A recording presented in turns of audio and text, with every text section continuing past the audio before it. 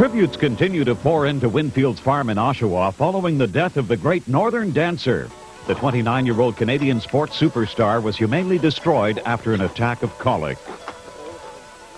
Still surprised by the magic of that horse. We put out the press release within 3 hours of his death. And within an hour of that, my phone was ringing and our farm manager's phone was ringing. And out at Oshawa, my vice president's phone was ringing in Lexington, Kentucky, and just news organizations from all over.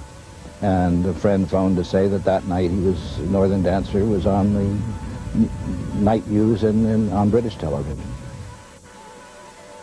Northern Dancer will long be remembered by even casual race fans. Historians will note that he was the first Canadian bred to win the Kentucky Derby. We're all set, ready for the start. They're off. We're away to a good start. Mr. Brick on the inside veered out and shut off Quadrangle.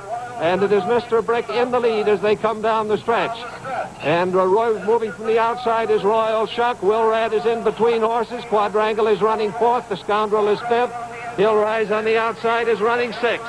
Running for the turn now, it is Mr. Brick and Royal Shuck. Royal Shuck, Mr. Brick are heads apart. Wilrad is third. The Scoundrel is fourth. Quadrangle on the rail is fifth. He'll Rise is running sixth. Northern Dancer is seventh. Mr. Moonlight is eighth.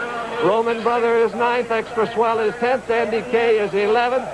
And Discruta is trailing the field. They go around the bend now, nearing the back stretch, and Mr. Brick is on the lead. It's Mr. Brick leading by a head. Royal Shuck is running second by a length and a half. Wilrad is third. The Scoundrel is fourth and edging up on the outside. Running fifth in the field is Quadrangle with Bobby Ussery just sitting still, biding his time.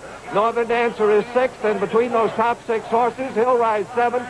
There's only about 3 lengths. It's a tight bunch as they run for the far turn with Mr. Brick holding on to that lead. Mr. Brick is on the lead. The Scoundrel is moving at him now on the outside. As they go to the turn, the Scoundrel swings up on the outside of Mr. Brick. And it's the Scoundrel now getting up there head-to-head with Mr. Brick and going into the lead, and there goes Northern Dancer. He'll Rise is still sitting still in fifth position. The Scoundrel, Northern Dancer, and Mr. Brick are heads apart around the turn. Quadrangle is moving right with He'll Rise behind the 3 leaders. They've got a quarter of a mile to go, and here they come out of the turn and into the home stretch. Northern Dancer on the lead. Down the stretch now with Northern Dancer out in front. He'll Rise coming at him on the outside. And it's Roman Brother coming through along the inside. The Scoundrel is still third. Roman Brother fourth. Quadrangle fifth. Down the stretch now, Northern Dancer out in front by a length. He'll Rise is gaining on him. It's coming to the wire. It's going to be tight. Northern Dancer gets it. Northern Dancer by a long head. He'll Rise second. It'll be very close between Roman Brother and the Scoundrel for third. Well, yeah, I think Canadians will remember Northern Dancer as being the first Canadian bred to go down there and win the Kentucky Derby, and that was a big thing. And I think the average Canadian will remember that and know about that. And he was a true Canadian sports hero for doing that. But as a stallion, people in the industry, people that follow thoroughbred breeding will know Northern Dancer as the patriarch of all stallions that we've known in our lifetime and ever hope to know in future. He was really a top stallion, one of the best, and I think, you know, of all the stallions that ever dominated in this breed, Northern Dancer will be considered the most influential.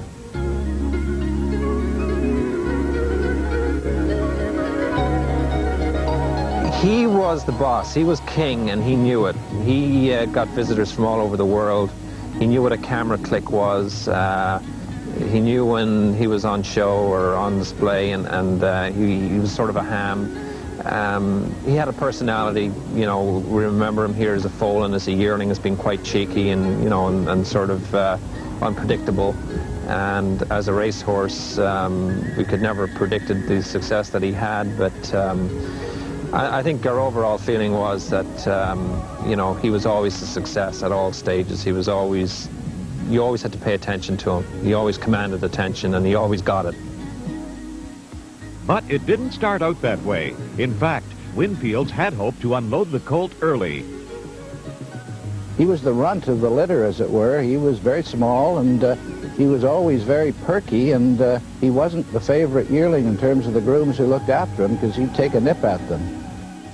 He was offered as a yearling in a private auction that Mr. Taylor had in 1962 as a yearling with a pre-price of $25,000. There was another colt in our crop at that time. This was on Bayview Avenue, who later who sold in the same sale for $25,000. His name was Brockton Boy.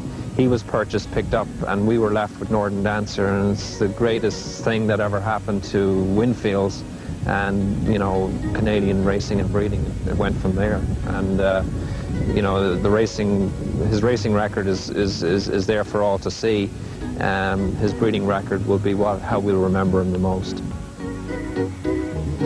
The legacy of Northern Dancer will live on for years. He sired more than 1,000 stakes winners, and 295 of his yearlings have fetched more than $183 million. To have inherited the responsibility for looking after that great horse is an enormous challenge, but also an enormous gift. He gave a lot, Northern Dancer did, to the Taylor family. He also gave a lot to racing as a whole. A tremendous record. 11 victories in 14 starts. Coming into today's race had won over $280,000, and now today he can add $114,300 more. And he most certainly is the richest three-year-old in America. There is Mr. E.P. Taylor of Canada, leading Northern Dancer, who is really lathered up, perspired after that track record time of 2 minutes for the 1.25 miles on a lightning fast track. Mr. Taylor is quite an interesting man. He had Victoria, who finished third in the 1960 Derby. This is his second try at winning it. He's a 63-year-old tycoon, most influential businessman without a doubt in Canada.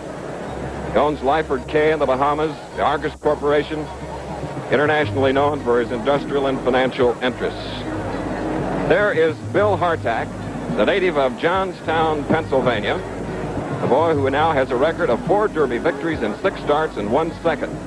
He has yet to be on a Derby favorite, as Northern Dancer closed on the board at 3-1. It was Hill Rise who finished second, closing at 7-5. Bill HARTACK, the jockey, holds the record for the most stake wins in 1 year.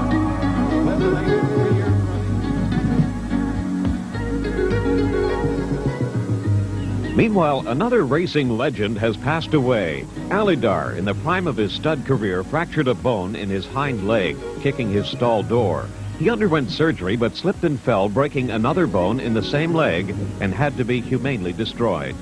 ALYDAR sired racing stars Ali Sheba and Easy Goer, but will always be remembered for 3 races against his arch-rival, Affirmed. It's going to be Affirmed keep going. It's going to win the 4th running of the Kentucky Derby. ALYDAR is second. It's Affirmed. ALYDAR on the outside. They go on down to the finish. Affirmed and ALYDAR. Here's the finish. Affirmed wins it. ALYDAR beaten by a neck. Affirmed under a left-hand whip. ALYDAR on the outside driving. Affirmed and ALYDAR heads apart. Affirmed's got a nose in front as they come onto the wire. Oh, he was a super horse. He was very, very intelligent. He was very personable to be around. He was certainly no child's horse to be played with, but he was a wonderful individual, handsome, did everything that you asked him to do, gave 100% all the time. If all the horses were like that, it would... Tracking pace comes out